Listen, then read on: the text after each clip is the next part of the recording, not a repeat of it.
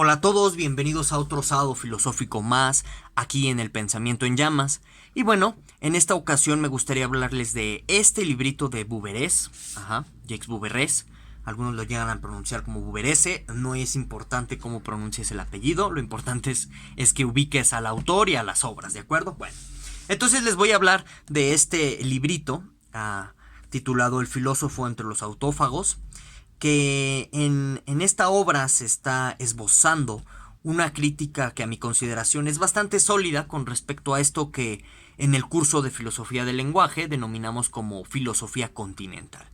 Y bueno, para adentrarnos al libro, sería bueno retomar las reflexiones y las consideraciones que dimos en el curso de filosofía del lenguaje con respecto a qué es la filosofía continental. Y bueno, a grandes rasgos, en el siglo XX, la filosofía se bifurca y se divide en dos tradiciones de pensamiento, una conocida como filosofía analítica y otra conocida como filosofía continental. Que déjenme decirles algo, en la historia de la filosofía es común observar este tipo de bifurcaciones y divisiones con respecto a las tradiciones. Entonces, si ustedes se van a la filosofía de la modernidad, por ejemplo, van a encontrar que hay dos grandes bandos predominantes en filosofía. Uno es el bando de los racionalistas y otro es el bando de los empiristas. Y si ustedes se van a la Edad Media, pues van a encontrarse grandes bandos de filosofía, por supuesto, uno orientado a la filosofía judío-cristiana y otro orientado hacia la filosofía judío-árabe, por así llamarle, en donde, por ejemplo, en este bando de la filosofía judío-árabe tenemos a pensadores como Averroes, Avicena, etcétera, que en el contexto de la filosofía medieval, pues la gran pugna es sobre el concepto de Dios, los atributos de Dios, la esencia de Dios, etcétera, ¿no?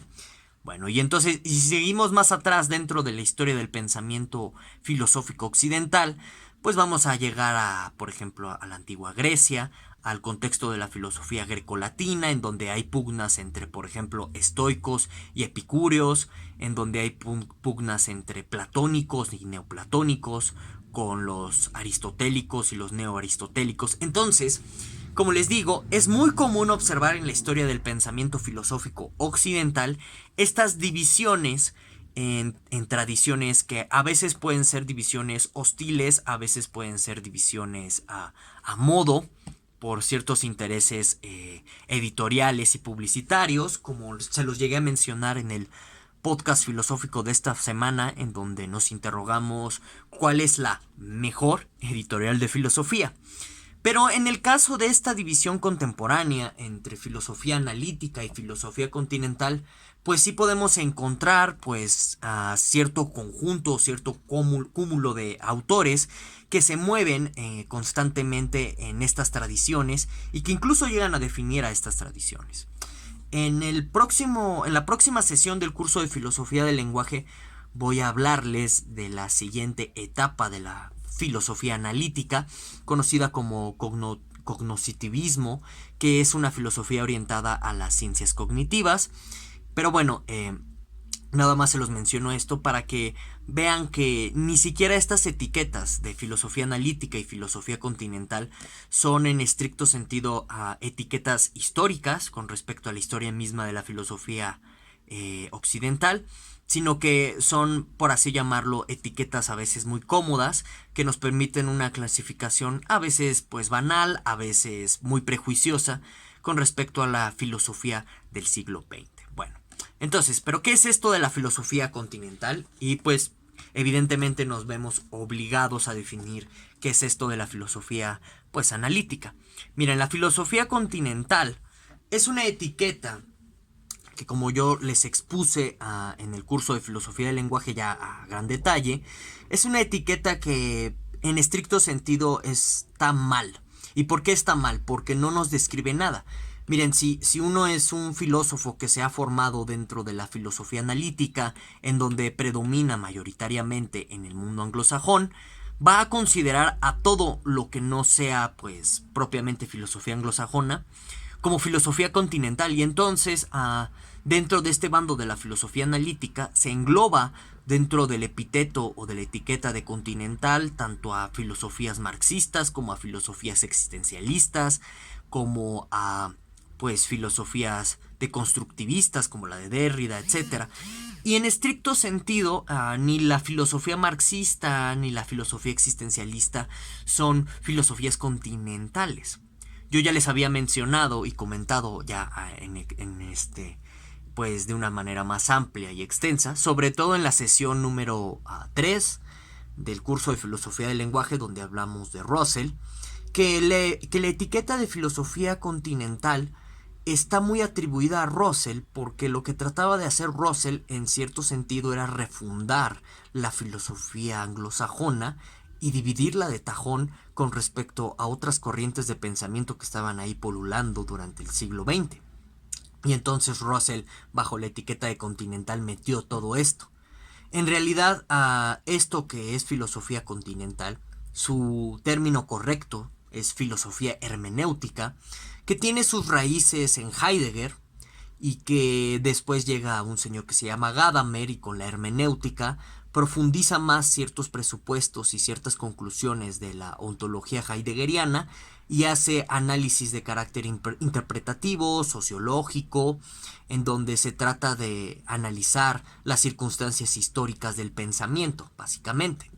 Y entonces, pues tenemos dentro de esta tradición de filosofía continental a varios pues pensadores insignes, como por ejemplo el propio Gadamer, el propio Foucault, el propio Heidegger, Deleuze y Derrida. Todos estos pensadores, a partir de la sesión 8 del curso de filosofía del lenguaje, son continentales. Y entonces, como les comentaba, para ya no pues explayarme demasiado en este tema, en el curso de filosofía del lenguaje, particularmente en la sesión 1 y 8, yo di una explicación un poco más elaborada de esto, de qué es filosofía continental, ¿no? Pero bueno, en realidad es una filosofía hermenéutica, lo que se mal llama como filosofía continental, que tiene como principio hacer análisis hermenéuticos, que esto se entiende como análisis de carácter sociohistóricos, sobre las circunstancias en las que cierta forma de pensar se gesta y se origina. Entonces,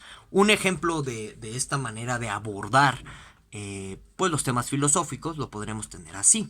Supongamos que yo quiero investigar qué es el alma. Si yo soy un filósofo continental o hermeneuta, lo que hago es preguntarme por las condiciones sociohistóricas, sociopolíticas, incluso hasta socioeconómicas, en las que el alma se define de cierta manera, por ejemplo, en el contexto de Aristóteles. Y de esta manera yo hago ciertas elaboraciones de la historia del pensamiento occidental y veo las influencias de esta concepción, en este ejemplo particular de la definición aristotélica de alma, dadas sus circunstancias históricas, y lo trato de vincular con las influencias que tiene pues esa concepción aristotélica con nuestra peculiar actualidad. Bueno, ahora, en esto que se llama como filosofía analítica, en el curso de ya aludido de filosofía del lenguaje, sobre todo en la primera sesión, yo mencionaba que en realidad es un poco desconocido el origen del epíteto analítico. Algunos atribuyen que la etiqueta de analítico proviene de la escuela de Frankfurt, haciendo burla o merma a estos pensadores anglosajones que tratan de describir de una manera bastante logicista, de pronto, a veces, no siempre, hay sus excepciones. Y bueno, dentro de estas caracterizaciones logicistas de que son ciertos conceptos de la tradición filosófica y demás, pues analítico alude directamente a Kant, que en la crítica de la razón pura, en el prólogo, un juicio analítico es aquel que no dice nada, en el sentido de que pues no aporta conocimiento sobre el mundo, puesto que los juicios analíticos contienen el predicado en el sujeto. Entonces, el clásico ejemplo de un juicio analítico es el de los solteros son no casados. Entonces, no aporta ningún conocimiento nuevo y pues el contenido del predicado, es decir, que los solteros son no casados, están contenidos en la definición de solteros. Y entonces, la escuela de Frankfurt se cree que acuñó, ellos son los autores de acuñar este término de analítico a la filosofía pues anglosajona que se está gestando a partir de la década de los 20 del siglo pasado, porque pues se están burlando de los filósofos anglosajones, tratándoles de decir, ¿sabes qué? Pues eso que tú consideras como sumamente profundo y elaborado, pues en realidad no dice nada. Y entonces son puros juicios analíticos lo que tú estás elaborando. Bueno, entonces ese es un posible origen de la filosofía, del epíteto de filosofía analítica. Es un término peyorativo. Y pues la verdad, sí causa un poco pues risa que haya filósofos contemporáneos que muy orgullosamente digan, yo soy un filósofo analítico, ¿no? Viendo que hay toda esta historia detrás del epíteto de filósofo analítico. Pero bueno, este, Russell en realidad le llama a esta peculiar manera de hacer filosofía como filosofía lingüística. Y bueno, y vemos que en muchas entrevistas que están en YouTube, las pueden buscar, en las que Russell está definiendo este peculiar movimiento que se está gestando, pues principalmente en los países anglosajones. Y entonces, dentro de la caracterización russelliana de filosofía lingüística, que en realidad es esto a lo que le llamaríamos como filosofía analítica, pues se persiguen ciertos ideales, como por ejemplo la idea de que el lenguaje genera cierto tipo de problemas filosóficos que pues no vienen al caso una vez que tú usas un lenguaje claro, conciso y preciso. También está la idea de que pues el lenguaje en su estructura profunda tiene pues una un gran fundamento o un gran cimiento en la lógica, tradicionalmente entendida como lógica clásica o lógica de predicados. Ya contemporáneamente se ha variado mucho esa visión, pero es porque, como les mencionaba, ya no existe como tal filosofía analítica dentro del mundo anglosajón, sino filosofía cognoscitivista o esto que se denomina como ciencias cognitivas. Que les digo que hablaré de una manera más prolífera de esto en la próxima sesión del curso de filosofía del lenguaje. Entonces, si quieren saber más al respecto, yo les invito a que vean esa sesión. Bueno, entonces regresando, podemos caracterizar a la filosofía analítica bajo estos ideales, que son más que nada, pues eso, ideales, porque conforman un proyecto de refundación de la filosofía que se dio al menos durante las primeras 5 décadas del siglo XX pasado. Y bueno, tiene pensadores insignes, que son los fundadores de esta manera de pensar la filosofía, que son Frege, Russell y el primer Wittgenstein, el Wittgenstein del Tractatus. Bueno, y entonces, en esta caracterización de filosofía analítica, como les mencionaba, se persigue el ideal de generar problemas filosóficos mediante un lenguaje claro y conciso, con la intención de disolver aquellos problemas filosóficos productos de mal emplear el lenguaje. También está la idea del logicismo, muy fuerte en el análisis del lenguaje y sobre todo en la consideración de que la estructura última del lenguaje pues es la lógica o una lógica de cierto tipo. También hay que mencionarlo por influencias y herencias del positivismo lógico, pues la filosofía analítica de estas primeras 5 décadas es positivista. Con Wittgenstein eso no es muy claro, sobre todo en el Tractatus. De esto yo les hablé ya extensamente sobre por qué Wittgenstein no del todo es un positivista, ni está abogando por el hecho de que la ciencia sea una mejor explicación que la filosofía, o algo así por el estilo, en la sesión de los límites del lenguaje del curso de filosofía del lenguaje. Entonces yo te invito a que la cheques si quieres saber más al respecto. Bueno. Y entonces se caracteriza también la filosofía analítica por este espíritu de progreso científico, de positivismo, etc. Estos son como los ideales esenciales de la filosofía analítica, que en esto que se conoce como cognoscitivismo o ciencias cognitivas ya no está del todo presente, y sobre todo porque uno de los pilares de la filosofía analítica, incluyendo todas estas caracterizaciones que les menciono, es la idea del antipsicologismo. Por ejemplo, Frege, cuando comenzó a escribir pues todas sus reflexiones de fundamentación de las matemáticas, él lo que no quiere es pues justo una fundamentación de carácter psicologista en torno a las matemáticas. De esto también ya hablamos a mayor profundidad en la sesión de Frege de nuestro curso de filosofía del lenguaje. También te invito a que la cheques por si quieres saber más al respecto. Bueno, entonces Teniendo ya estas dos caracterizaciones de la filosofía analítica y de la filosofía continental, que bueno, se las voy a resumir otra vez brevemente ya para entrar de lleno en este libro, donde consideramos a la filosofía continental, mal llamada, porque en realidad es filosofía hermenéutica, como un modo de investigación de los conceptos de carácter genealógico, es decir, que tú haces un rastreo de carácter histórico sobre el origen de los conceptos filosóficos como alma, como racionalidad, etcétera, todo este tipo de cosas, a partir de la historia misma, y lo que haces es ver cómo, pues, estos orígenes históricos de estas ideas filosóficas siguen permeando en la actualidad. Eso es lo que consideramos como filosofía continental o hermenéutica en grosso modo, y consideramos como filosofía analítica mal llamada porque en realidad es filosofía lingüística, a un modo de hacer filosofía que se enfrenta constantemente a problemas filosóficos, no tanto a un enfoque historicista como si lo haría el filósofo continental o hermeneuta. Y en este enfoque de la filosofía analítica se persigue un lenguaje claro, se persigue que los problemas filosóficos desaparezcan siempre que estén fundamentados en un mal uso del lenguaje. También se persigue que, pues, que la filosofía se asemeje al positivismo, a la cuestión de la indagación de la ciencia, porque tiene una caracterización positivista la filosofía analítica. También se caracteriza la filosofía analítica por creer en el estructuralismo lógico como la capa profunda detrás del lenguaje, la que hace que le dé sentido al lenguaje, la que le dé estructura, etc. Bueno, entonces, ahora sí, ya teniendo estas dos caracterizaciones, podemos entrar en el libro de Buberes. Bueno, entonces, como siempre hace el Fondo de Cultura Económica con esta colección de breviarios, agrega una pequeña sinopsis biográfica de quiénes, pues, los autores que edita el Fondo de Cultura Económica. Entonces Buberés en este caso pues también tiene sus hipnosis en su librito, ¿no?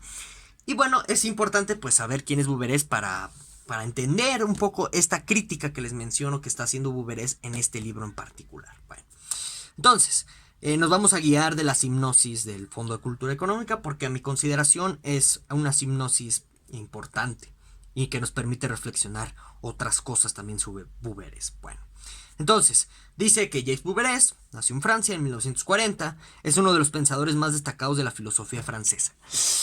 Esto hay que tomárselo con pinzas, porque Buberés es un filósofo, bueno, un pensador, vamos a llamarle pensador, que está en la marginalidad de la filosofía francesa. ¿Por qué? Porque él no es un filósofo hermeneuta o continental, ya que no hace este tipo de rastreos históricos del pensamiento o de las ideas filosóficas, ni tampoco hace análisis socioculturales de la filosofía ni nada por el estilo. Él es un pensador wittgensteiniano, como dice de inmediato, estudioso de Wittgenstein, eso es verdad. Y entonces, como yo se lo llegué a comentar justo, de nuevo, aludiendo al curso de filosofía del lenguaje, los pensadores wittgensteinianos o los escritores wittgensteinianos, es decir, aquellos que usamos la filosofía así entre comillas, de Wittgenstein para hacer ciertos análisis y sobre todo críticas metafilosóficas de ciertos planteamientos metodológicos y de ciertas finalidades de la filosofía misma. Sobre la metafilosofía ya también hay un video aquí en el Pensamiento en Llamas, entonces si quieres saber más al respecto te invito a que lo cheques. Bueno, en fin. Entonces los filósofos, o bueno, los pensadores wittgensteinianos nos mantenemos en la marginalidad del mundo académico, porque en cierta forma nuestra labor niega a la academia. Esto es algo muy complejo. Si quieren un sábado filosófico sobre este tema, pídanmelo y con gusto pues lo hacemos. Bueno, en fin. Entonces, Buberés está en la marginalidad.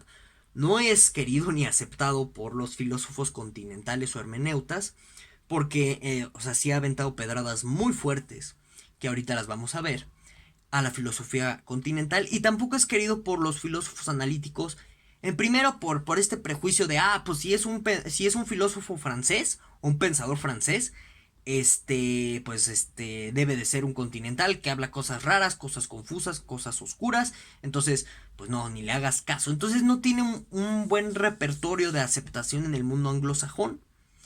Y pues la verdad eso es triste. Pero ahí está Buberés, está en la marginalidad, es un crítico, sobre todo de metafilosofía de las últimas décadas. Es muy importante sus tratados al respecto.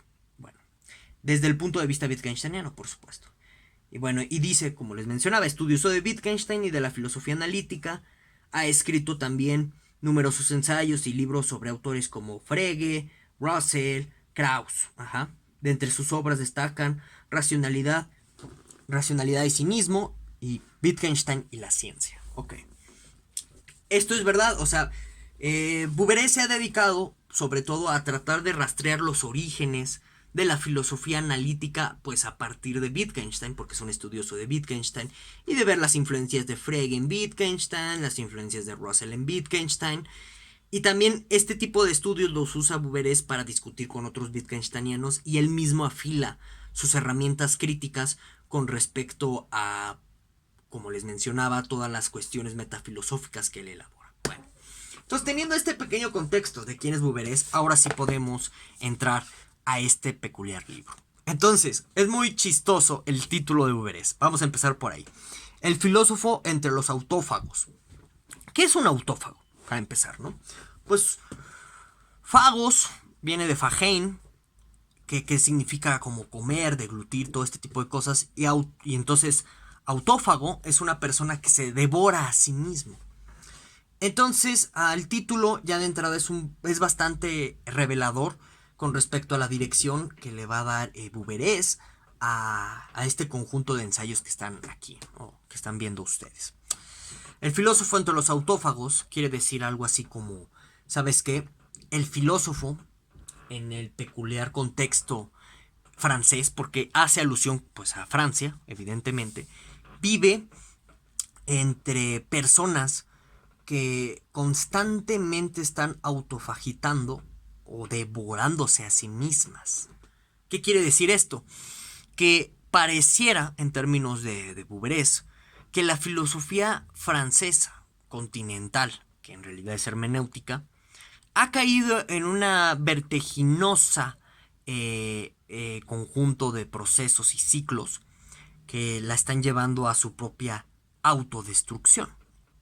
Y el filósofo en Francia tiene que estar luchando con esas constantes autodestrucciones por parte de estos filósofos continentales o hermeneutas. Entonces, este título es muy significativo. Ahora, y como siempre les digo, pues si nos vamos a los índices, vamos a encontrar bastantes cosas reveladoras siempre de libros, pues, ensayísticos o de filosofía, ¿no? Entonces, dice Borés en el primer ensayo, El rincón de los filósofos. Voy a primero pues, a dar una breve sinopsis de cada uno de los ensayos para al final hablar ya de todos en su conjunto, porque en realidad hay un hilo conductor en todos estos ensayos, que es la elaboración de esta crítica a la filosofía continental. Bueno, entonces, El rincón de los filósofos, ¿sí? Aquí Buberés está hablando de cómo por cierta tensión que tienen los filósofos continentales o hermeneutas constantemente con la ciencia y con los filósofos pues anglosajones analíticos, lo que está sucediendo en Francia, y miren, ¿no? Fíjense, esto es importante. A ver, ¿no? Esta edición es de 1984, fíjense, ¿no? Qué interesante. Ya desde 1984 Buberés está viendo este fenómeno, que a mi consideración está presente, y al final del video les voy a decir por qué. Bueno, entonces, El rincón de los filósofos. Aquí Buberés lo que está elucidando es que pues este ostracismo de los filósofos hermeneutas y continentales se estaba empezando a gestar porque estaban pues esta tradición de filósofos continentales empezando a negarse al diálogo abierto con respecto a la filosofía anglosajona analítica y también con la ciencia, porque recordemos que una tendencia predominante dentro de la filosofía continental, que es en realidad filosofía hermenéutica, es la idea del relativismo científico, es la idea del escepticismo científico. Todo este tipo de actitudes son predominantes, pues evidentemente por su enfoque metodológico, de rastreo historiográfico, histórico del origen de las ideas, y eso incluye a la ciencia también, sobre todo al tema de la racionalidad científica. Bueno, Luego dice en el segundo ensayo, Buberés, o lo titula como Los derechos y deberes de la imaginación filosófica. Esto es interesante porque, y esto yo se los comenté en el curso de filosofía del lenguaje sobre el naturalismo quainiano, desde que se gesta este naturalismo de Quine que subleva a la filosofía, a la ciencia, en el sentido de, mira, la ciencia tiene nuestras mejores teorías epistémicas, entonces si el filósofo quiere hablar de lo que realmente existe y de lo que realmente conocemos, debe apegarse a lo que dice la ciencia. Grosso modo, eso es el espíritu del naturalismo quainiano. Pues evidentemente hay una reacción sustancial y bastante reactiva en la filosofía francesa, continental o hermenéutica, como ustedes gusten, con respecto a esta idea de la sublevación de la filosofía a la ciencia. Y entonces aquí Buberés está tratando de poner un punto medio en eso. O sea, es decir, ¿sabes qué? Mira, pues sí, es cierto, no podemos hacer que la filosofía se subleve por completo a la ciencia, pero tampoco debemos hacer que la imaginación filosófica se salga de control en el sentido de que trate de explorar reinos donde no propiamente no pertenezca a la filosofía, sino más bien tú como filósofo no tienes las herramientas metodológicas que pueda llegar a tener el científico para mantener un tipo de diálogo particular. Y entonces lo que trata de decir aquí Buberés en este ensayo es, ¿sabes qué? Sí, la filosofía debe cuestionar a la ciencia, pero no hacer el papel de ciencia. Porque esa es la distinción importante que trata de marcar Buberés. O sea, y vamos, y esto lo podemos... y esto, a mi consideración, es una idea inspirada en el Tractatus. En las últimas secciones, perdonen ustedes, del Tractatus, en especial en el 6.53, por ahí en esa proposición para adelante, en donde, pues si el campo de la ciencia es hablar de hechos o de las cuestiones fácticas del mundo, y la filosofía no puede hablar de eso, entonces la filosofía no debe dedicarse ya a hablar de eso. Esa es una idea muy Wittgensteiniana, muy del primer Wittgenstein.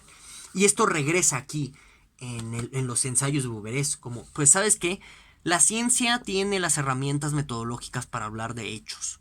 Entonces, eso no quiere decir que de pronto a lo mejor la filosofía ya no pueda hablar del mundo o de lo que existe, sino que más bien tienes que ser precavido al respecto, tienes que cuidarte. Tienes que tratar de no invadir campos que no te competen en un sentido metodológico. ¿De acuerdo? Entonces, ahora dice, en el tercer ensayo lo titula Buberés como La ética de la claridad contra la ética del progreso. Es como les mencionaba sobre la caracterización de la filosofía analítica, lingüística, pues el ideal de la claridad es muy importante, sobre todo para hacer las elucidaciones de qué problemas filosóficos sí son genuinos y cuáles no. Y también esto es parte del espíritu wittgensteiniano, la idea de la claridad lingüística, en torno al planteamiento y al análisis de los problemas filosóficos. Y entonces aquí Buberés en este ensayo lo contrapone claridad contra la ética del progreso científico, porque tiene razón Buberés, esta cuestión de la claridad corresponde a una ética más que a pues propiamente una cuestión descriptiva de hecho. ¿Por qué? Porque digamos que la filosofía analítica primigenia de las primeras 5 décadas del siglo XX está postulando a la claridad más que nada como un ideal ético en el sentido de mira, debes de ser transparente con tu lector, debes de ser transparente con tu oponente en un debate, porque eso permite el intercambio de ideas. Cuando uno no es transparente, miente. Entonces, evidentemente hay una ética de la claridad implícita en la filosofía analítica lingüística, en realidad de las primeras 5 décadas del siglo XX. Y entonces el problema es que de pronto esta ética se tomó en el sentido del progreso filosófico. Es decir, que no, pues cuando uno es claro, está progresando en la filosofía. ¿Cómo? Pues planteando mejores problemas filosóficos y dando mejores respuestas. Aquí Buberés contrapuntea estas dos ideas de la claridad y el progreso en la filosofía analítica o lingüística, y diciendo, pues es que sabes que una claridad en los problemas filosóficos no implica necesariamente un progreso de la filosofía, al contrario, implica su destrucción, como se enarbola y como se elabora a partir del pensamiento wittgensteiniano, ¿sí? ¿Y por qué? ¿Y esto qué tiene que ver con la crítica a la filosofía continental? Porque Eh, Trata de decir Buberés aquí con esto que, mira, exigir claridad a la filosofía continental hermenéutica no significa abogar por una idea de progreso filosófico, como tradicionalmente se ha elaborado por parte de filósofos continentales y hermeneutas. La defensa de, pues, ¿sabes qué? Es que la claridad es un ideal que persigue la ciencia porque también la ciencia está persiguiendo progreso. Y nosotros como filósofos queremos independizarnos de la sublesión o de la, o de la sumisión de la filosofía frente a la ciencia. Entonces yo, filósofo continental, voy a hablar como se me plazca. Y entonces con esto lo que trata de decir Buberés es, no, la claridad no tiene nada que ver con el progreso filosófico. Entonces no se vale usar ese argumento en la filosofía continental para no ser claros. Eso es lo que trata de decir Buberés, ¿no? Bueno. Y el cuarto ensayo lo titula Buberés como sobre una supuesta dimisión y las razones de cierta decadencia de la filosofía.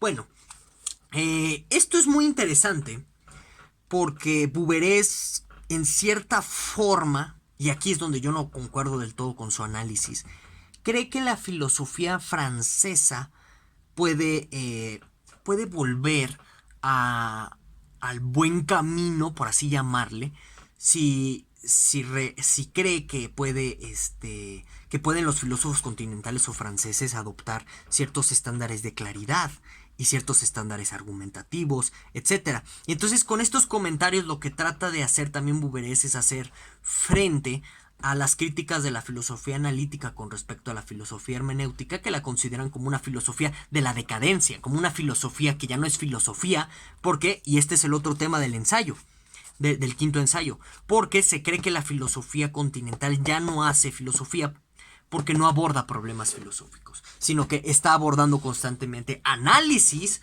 socioculturales, sociohistóricos de ideas filosóficas. Y dicen los filósofos analíticos, eso no es hacer filosofía, ¿no? Analíticos así y otra vez continentales así, ¿no? Entrecomillado todo. Y bueno, ya en el quinto ensayo, Buberés está elaborando, pues, propiamente la crítica fiera y certera de todo el conjunto de los ensayos del librito, ¿no? Cuando Buberés reflexiona si la filosofía francesa de su momento está empezando a olvidar los problemas filosóficos, él observa concretamente dos circunstancias. La primera es la tendencia hacia lo que él llama un escepticismo externo radical y un dogmatismo interno también igual de radicales. Es decir, para Buberés, el filósofo continental incurre en este peculiar vicio, que es dogmático al interior. ¿Por qué? Porque postula un relativismo historicista radical con respecto a la filosofía misma, pero también el filósofo continental cae en otro dogmatismo con respecto a un escepticismo exterior radical. Es decir, el filósofo continental es dogmático internamente y escéptico externamente por esto. Porque si tú le presentas cualquier idea científica, vamos a ponerle la teoría cuántica, él te va a decir dogmáticamente, y con esto se refiere Buberés internamente, que para él, para él, o sea, el filósofo hermeneuta continental, todo es relativo, todo es contextual, todo es históricamente construido. Ese es el dogmatismo interno. Y el escepticismo externo, en este ejemplo de la teoría cuántica, es dudar radicalmente sobre cualquier tipo de veracidad o certeza que pueda aportar la teoría cuántica. Y entonces así se mueve, para Buberés, el filósofo continental o hermeneuta, perdonen ustedes, siendo un dogmático por dentro, por suponer que todo es relativo, y siendo un escéptico radical externamente, por suponer que todo discurso que nos dice que algo es verdadero, que algo es racional, que algo existe, en realidad eso es dubitable. Entonces así se mueve para Buberés, el filósofo continental o hermeneuta. Y dice, eso nos ha orillado en Francia a olvidar los problemas filosóficos, a implementarse lo que él llama moditas de pensamiento. Es decir, lo que sucede es que cuando tú te estás enfocando constantemente en estos dos supuestos dogmáticos de todo es relativo y y por otro lado se puede dudar externamente de todas las teorías que hablen sobre la realidad inmanente o una realidad existente, ¿sí? Lo que sucede, en términos de Buberés, es que ya abandonaste el debate racional por completo. Te volviste una persona racional y y paulatinamente eso orilla a que la filosofía se vuelva una modita. ¿Una modita en qué sentido? En que, y esto lo observa Buberés en su contexto, y yo lo observo también en México. Ahorita les digo por qué. Y probablemente ustedes también, si no son mexicanos, lo observen en sus respectivos países. Buberés dice, bueno, como ya abandonaste el estándar de la racionalidad, lo que estás haciendo es, mira, pues ahorita Foucault parece revelador, entonces vamos a poner de moda a Foucault. Y dentro de una semana vamos a poner de moda a Derrida y dentro de 10 años a lo mejor viene alguien más que resulta iluminador y ahora ya todos nos volvemos, pues no sé, bajo la corriente de este filósofo nuevo, innovador y así. Y entonces, esto sucede, por ejemplo, particularmente, como les mencionaba, bajo mi consideración, en la Facultad de Filosofía y Letras de la UNAM. Por ejemplo, hubo una época en donde todos eran heideggerianos. Y luego pasa esa época y ahora todos son nietzscheanos. Y pasa esa época y ahora todos son derridianos. Y seguramente actualmente ya me pueden decir cuál es la filosofía de moda. Que a lo mejor está de boga a nivel internacional. Pero de nuevo, bajo este análisis de Buberés son modas. ¿Por qué? Porque tú ya renunciaste a los estándares de la discusión racional. Es decir, no estás pasando de un heideggerianismo radical a un nietzscheanismo radical racionalmente, más que por gusto o moda. ¿Por qué? Porque ya no hay debate para decir, no, ¿sabes qué? Mira, Heidegger se equivocó en esto, entonces hay que abandonar a Heidegger y entonces nos quedamos con Nietzsche, ¿sí? Ahora bien, Buberés lo que propone es recuperar la racionalidad, ¿sí? Y aquí, pues ya brevemente les voy a decir que lo que yo considero como los dos vicios de la crítica de Buberés. La primera es que, miren, esta situación de que la filosofía se vuelve una modita en el mundo de la academia, porque no olvidemos que esta crítica de Buberés pues la está efectuando o la está dirigiendo a la academia filosófica. No solamente es aplicable la crítica de Buberés a la filosofía hermenéutica o a la filosofía continental, yo diría que también a la filosofía analítica. ¿Por qué? Porque lo que yo he observado en términos de formación profesional sobre los filósofos analíticos es que, y digo, y este puede ser un juicio meramente subjetivo y acepto la pedrada que venga al respecto por decir un juicio subjetivo que se trate de generalizar, yo acepto la pedrada. Y es más, se puede debatir lo que voy a decir a continuación. Yo he observado que la formación de los filósofos analíticos a nivel de historia de la filosofía es muy pobre y muy carente. A lo mucho, si quieren saber algo sobre un filósofo del pasado, lo que hacen es irse a la Stanford Encyclopedia of Philosophy, y se leen una entrada a la Stanford, y tú ves la Stanford, siendo un historiador de la filosofía, y analizas la entrada de Stanford, y te das cuenta que es pobre y carente. En realidad el Stanford es como una Wikipedia más así, toda inconexa, pues un resumen generalísimo, más generalísimo que los propios videos que yo hago, yo también acepto la pedrada ahí, no me echo para atrás. Y entonces, tienen los filósofos analíticos una formación muy pobre a nivel de historia de la filosofía. Y la parte también de hacer historia de la filosofía no nada más es entender las circunstancias sociales a partir de las cuales el pensador filosófico genera ciertas formas de pensar. No, también es entender los argumentos detrás del pensamiento filosófico. Y a veces si tú no tienes una historia de la filosofía o una formación en historia de la filosofía que te ayude a tener sólidamente eso, pues tú también en filosofía analítica vas a terminar cayendo en el modismo que describe Buberés. Es decir, que no sé, pues de pronto está de moda Chomsky y entonces en filosofía analítica todos somos chomskianos. Y no, pues sabes que ahora está de moda Kripke y bueno, pues todos somos kripkeanos. Por ejemplo, ahorita todos son pritztianos o son paraconsistentes o este tipo de cosas o dialeteístas en filosofía analítica. No se preocupen si no saben qué son estas cosas.